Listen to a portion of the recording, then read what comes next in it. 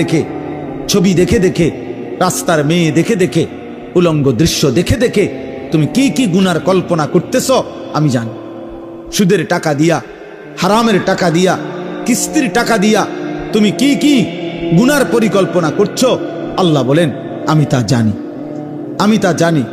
তুমি নারী নিজের রূপ দিয়া, যৌবন দিয়া কারে কারে দেখাইবার লেগে বাইরে বাইরে ঘুরতেছ আমি জানি বান্দা।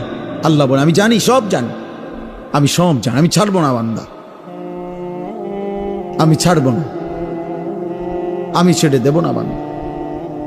অতএব আমাদের জন্য এটা উচিত, আমরা যদি কেউ না ভাবি আখেরাত কার জন্য, এই কোরআন তাহলে কার জন্য নাজিল হলো বাবা? আমরা এখানে সবাই মুসলমান, ছেলেরা তোমরা মুসলমান, আমার বাপ, তুমি বলো বাপ, তাহলে এত বড় কোরআন তাহলে কার জন্য নাজিল হলো? আমাদের নবী সাল্লাল্লাহু আলাইহি সাল্লামের 23 বছরের চোখের পানি কার জন্য? তাইলে তিনি কার জন্য তায়েফের রক্ত বহাইলেন? কেন তিনি পেটে 2টা পাথর বাঁধলেন ক্ষুধার কষ্টে? উহুদের যুদ্ধে তিনি দান দান শহীদ করলেন কেন বাপ? সারা রাত দাঁড়িয়ে থেকে ফজরের আজান পর্যন্ত নবী কাঁদতেন, চোখের পানি ফেলতেন। আম্মা জান আয়েশা বলছেন হাত্তা তাওয়াররামাত কাদামাহু, নবীজির 2টা পা মুবারক ফুলে ফুলে যাইত, ফুলে যাইত, ফুলে যাইত। উম্মতের জন্য কাঁদতেন, উম্মতের জন্য কাঁদতেন, উম্মতের জন্য কাঁদতেন। আজ সেই উম্মত এক ওয়াক্ত নামাজ পড়ে না।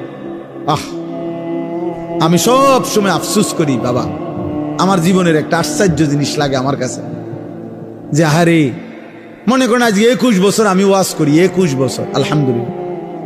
তা আমার একটা দুঃখ আর কি, যে 21টা বছর ধরে, মানে আশ্চর্যের কথা হলো আজকে আমাদের দুঃখ যে আমরা মুসলমানদেরকেই দিবানিশি, মুসলমান পরিচয়দারীদেরকেই দিবানিশি নামাজের জন্য ওয়াজ করতে হইতেছে।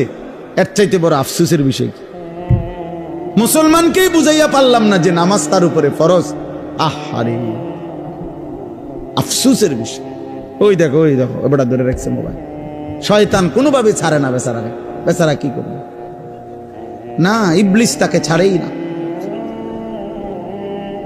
ইবলিস তাকে ছাড়ে না, সে কি করবে?